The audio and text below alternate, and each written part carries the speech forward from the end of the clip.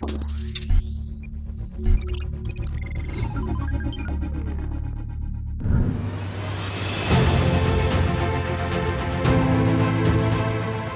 sea and the sand provide a perfect setting and create an aura around the car we are trying to tell you all about. Well, yes, this is the Hyundai Aura. It is the company's subcompact sedan, replaces the Xcent in the company's lineup.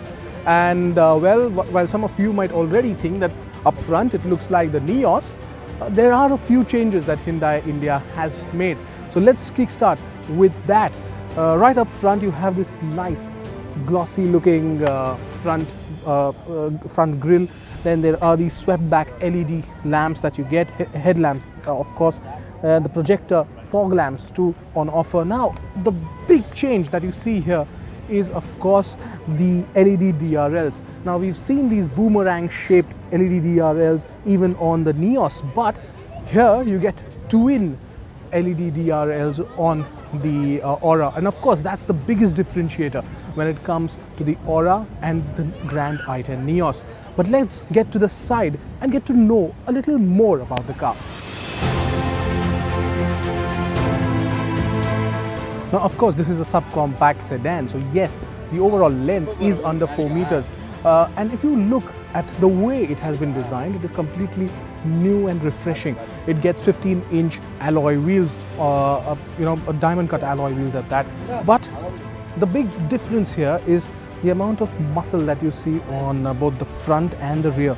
So a lot of lines that accumulate into making it a bit more muscular. Of course the big change is the way the roof slopes in. Now that's very coupe-like and very different in terms of Hyundai's, basically the way they look. The big change then here is this completely blacked out garnish that the C-pillar gets, and adds a bit of a change in probably the design, and it looks different for sure. Now if you look at it from the front, you'll notice that you think because of this black it ends there, and so it looks compact, very compact in fact, and in fact it looks more like a hatchback. But it's only when you come to the side that you realize there's more in it. There's a lot of boot there as well. So the overall design remains pretty nice and pretty good to look at even from the side. But how is it at the rear?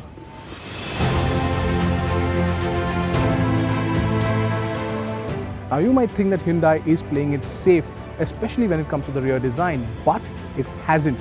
All the new cars from Hyundai that you've seen, right from the Sonata to even the Verna that we see now, everyone will get this nice connected bit, and the Aura is the first car in India to get that. So nice C-shaped LED tail lamps and that nice chrome connection between both of them. Well, it adds to a bit of the design of course, but still it's different. I mean, I'm not really sure if I like it yet. Do let us know in the comment section if you do. But this is the first car that gets that nice chrome connection, and of course the big Aura badge, which now we've seen in each of the company's model. Now the big difference here in terms of design is this bumper at the rear, and of course you get a lot of features too in the car. But overall it's compact. Of course it's subcompact, but it's compact and pretty good looking too. But we'll have to wait and see what it looks from the inside, because all the black taping that you see from the outside, we cannot see the interiors today, but we will get to see it very soon when it's launched in January 2020.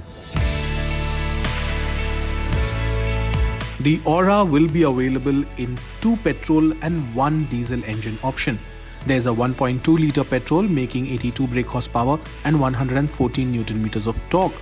The 1.2 litre diesel makes 74 brake horsepower and 190 Newton meters of torque. Both the 1.2 litre petrol and diesel are mated to a 5-speed manual transmission or an AMT. The more powerful 1 litre turbo engine makes 99 brake horsepower and 172 Newton meters, but is available only with a manual transmission. Hyundai also promises a whole bunch of first and segment features, which includes wireless charging, driver rear view monitor, leather wrapped gear knob, eco coating, emergency stop signal, and more. But all of which will be revealed at the launch.